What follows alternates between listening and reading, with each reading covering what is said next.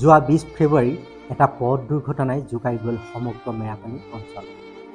সেই দুৰ্ঘটনাটোৱে প্ৰাণ কাঢ়ি লৈ গ'ল মেৰাপানীৰ যুৱ ব্যৱসায়ী টংকেশ্বৰ ফুকনৰ লগতে তেওঁৰ সহধৰ্মিনী ৰীতামণি ফুকনৰো প্ৰথমতে প্ৰাণ ৰক্ষা পৰিছিল।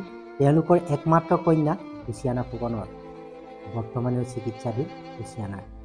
এই শোকাকুল পৰিৱেশৰ মাজতে টাই আহোম যুৱ পৰিষদ, দৈয়াং আঞ্চলিকৰ উদ্যোগত আৰু বিভিন্ন দল সংগঠনৰ লগতে স্থানীয় ৰাইজৰ সহযোগত আজি মেৰাপানীত অকালতে প্ৰাণ হেৰুওৱা টংকেশ্বৰ ফুকনৰ লগতে তেওঁৰ সহধৰ্মিনী ৰীতামণি ফুকনলৈ শ্ৰদ্ধাঞ্জলি জনাই বন্তি প্ৰজ্বলন আৰু নিথৰুৱা হৈ ৰোৱা কুচিয়ানা ফুকনৰ আশু আৰোগ্য কামনা কৰে মেৰাপানীৰ পৰা জোন গগৈৰ সহযোগত খবৰ গোলাঘাট। যোৱা 20 ফেব্ৰুৱাৰী তাৰিখে মেৰাপানীৰ এজন সুঠাম সফল যুৱক আমাৰ ভাতৃপ্ৰতিম টংকেশ্বৰ গগৈ আৰু তেখেতৰ সহধৰ্মিনী ৰীতামণি শইকীয়া ফুকনৰ যি তিতাবৰত আকস্মিক দুৰ্ঘটনাত মৃত্যু হ'ল, তাত আমি দৈয়াঙৰ প্ৰত্যেকটো সংগঠনে মৰ্মাহত হৈছোঁ।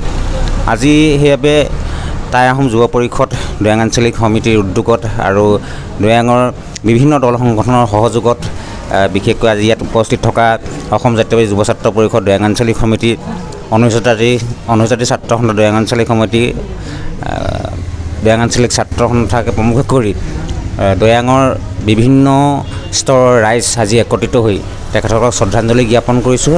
আমি ভগৱানৰ ওচৰত প্ৰাৰ্থনা জনাইছোঁ তেখেতসকল য'তেই আছে ভগৱানৰ শ্ৰীচৰণত স্থান লাভ কৰক আৰু লগতে তেখেতসকলৰ কন্যা একেলগতে দুৰ্ঘটনাত পতিত হৈছিলে, সংকটজনক অৱস্থাত বৰ্তমান গুৱাহাটী চিকিৎসাধীন হৈ আছে।